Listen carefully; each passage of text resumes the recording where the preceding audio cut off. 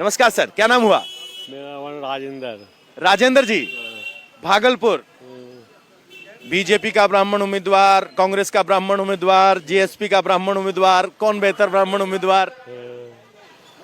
हमको तो जन सुराज है। जन सुराज है। हाँ। अच्छा, अरे वाह वाह, अच्छी बात है। आप जन सुराज कह रहे हैं।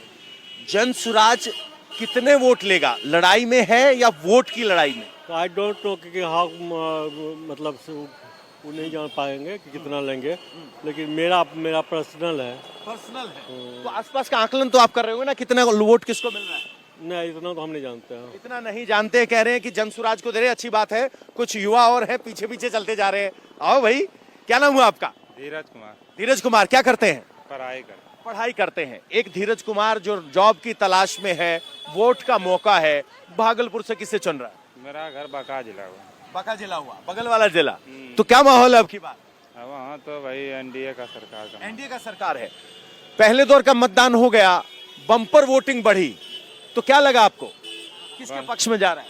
हम तेजस्वी बनने का चांस है। तेजस्वी बनने का चांस है। युवा के लिए हित के बारे में सोचता है। अच्छा, आप जब कह रहे हो कि हमारे यहाँ एनडीए है लेकिन बनना तेजस्वी चाहिए, आपका वोट तेजस्वी की तरफ रोजगार के मुद्दे पर? रोजगार के मुद्दे, युवा है रोजगार के मुद्दे पे। तो क्या युवा सचमुच कितने बड़े स्तर पर तेजस्वी पर भरोसा कर रहे हैं?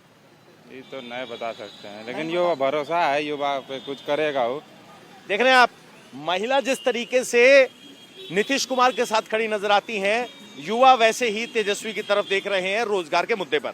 बाबा बड़ी शांति से इंतजार कर रहे हैं। क्या नाम हुआ बाबा? पहले आप ही के बात का जवाब दे देते हैं। हाँ। जो युवा तेजस्वी की तरफ है उसको अपना कोई ज्ञान नहीं है। अच्छा। और सभी युवा नहीं है। हाँ। 2-4-10% एकदम मोटिवेटेड है उसके प्रति, उसके परिवार के प्रति। वो लूटेगा भी तो उसी को वोट देंगे। अच्छा। तो इस प्रकार के युवा हैं। और यदि इस प्रकार के युवा का सोच है तो सोच लीजिए राज्य का भविष्य। क्या नाम हुआ सर? राजेंद्र चौधरी। राजेंद्र चौधरी साहब, भागलपुर में हम खड़े हैं। यहाँ 2 बार से कांग्रेस के विधायक हैं, रोहित पांडे बीजेपी के हैं, झा साहब जनसुराज से हैं। भागलपुर की तस्वीर क्या है? भागलपुर का तस्वीर तो एनडीए का है। एनडीए को है। अब जब आप यहां से पूरे बिहार को देख रहे हैं, हम खड़े हैं झारखंड बॉर्डर की तरफ। पहले दौर का चुनाव आंखों के सामने हो गया, आपका आकलन क्या है? एनडीए भारी बहुमत में आएगी। भारी बहुमत में एनडीए आएगी। बाबा, बीजेपी वाला है? हम लोग कोई पार्टी का नहीं बाबू, मजदूर आदमी, टेम्पू ड्राइवर हैं। अच्छा, टेम्पू ड्राइवर है। तो क्या आप मतदाता हैं? आप सबसे ताकतवर हैं। जिसको बाबू तो मेरे हिसाब से मेरे को समझाइए जरा, भागलपुर में चुनावी माहौल क्या है? चुनाव तो युवक को देना चाहिए बाबू। हाँ, युवक जो है, कौन युवा? गांधी बाबू। हाँ। उन लोग को देना चाहिए कि हम लोग को मजदूरी रोटी देगा। सर, क्या नाम हुआ आपका? मेरा नाम अमोद सिंह हुआ। अमोद सिंह साहब, आपका आकलन क्या है? मेरा नीतीश कुमार है। नीतीश कुमार। रोहित पांडे आप यहाँ से कह रहे हो, लेकिन उनका कहना है कि युवाओं में सरकार के खिलाफ नाराजगी है, इसलिए वोट परसेंट बढ़ा है। नहीं, ऐसा कोई बात नहीं है। रोहित पांडे जीतेगा। भागलपुर से तो रोहित पांडे बिल्कुल बहुमत से जीतेगा, उसको कोई नहीं हरा सकता है। कोई नहीं हरा सकता। और पूरे बिहार की तस्वीर क्या, खासतौर पर जब पहले फेज में जबरदस्त मतदान हुआ? बिल्कुल नीतीश के तरफ आएगा। नीतीश का तरफ बिल्कुल। कहते हैं कि एंटी इनकम्बेंसी होता है, दिखाई तो नहीं दिया हमें वैसे। नहीं सर, जब परसेंटेज बढ़ा तो नीतीश कुमार का बढ़ा। परसेंटेज बढ़ा तो नीतीश कुमार का। सर, क्या नाम हुआ आपका? बंटी शर्मा नाम हुआ।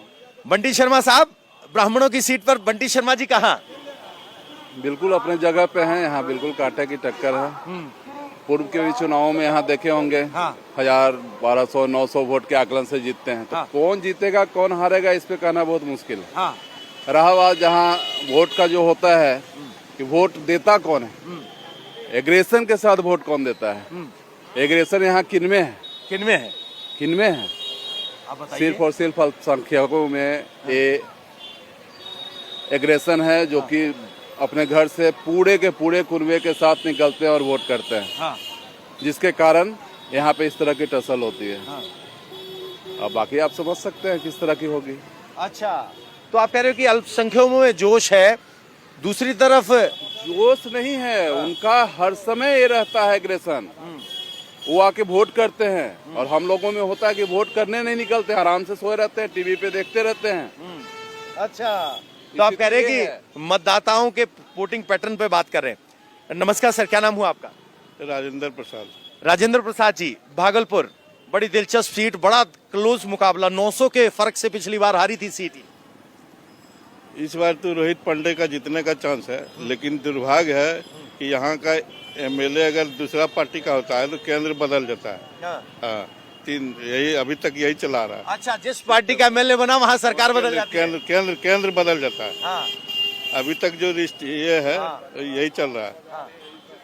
और तो इनका कहना है कि जहाँ यहाँ का जो विधायक होता है केंद्र में दूसरा रहता है। इनका इशारा है अश्विनी चौबे भी लंबे समय तक रहे तो वहाँ लालू की सरकार थी। अभी तक यही सिस्टम चला रहा है अभी तक का। अच्छा। क्या है कि कांग्रेस जीती तो नहीं, थर्ड टर्म से ही जीत रहे हैं। दो बार से 2015 और 20 नहीं, एक बार और मिड पोल हुआ था, वो भी जीते थे। मिड पोल भी जीते थे।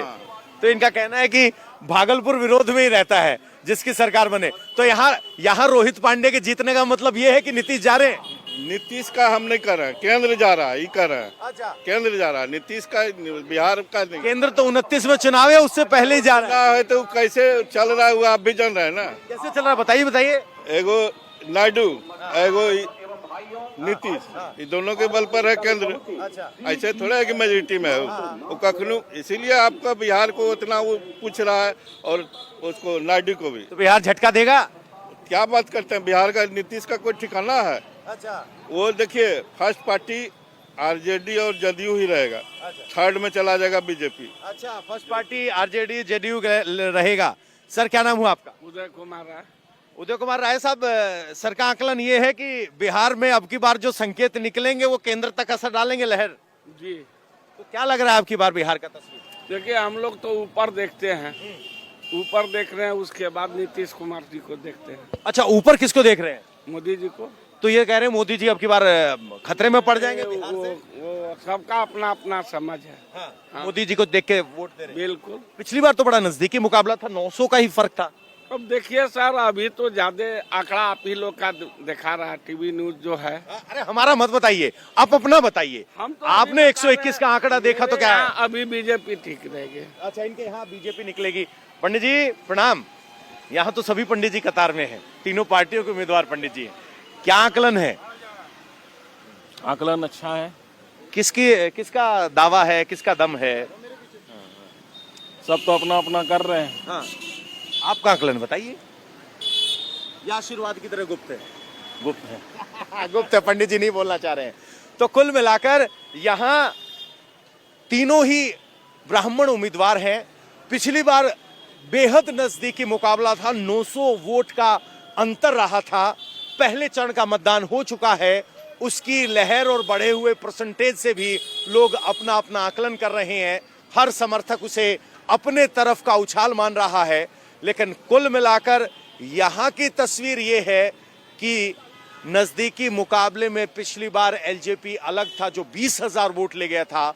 अब की बार एलजेपी एनडीए में है और बीजेपी के समर्थक इस सीट को जीतने के लिए आशान्वित। नतीजा क्या होगा पता चलेगा 14 नवंबर को।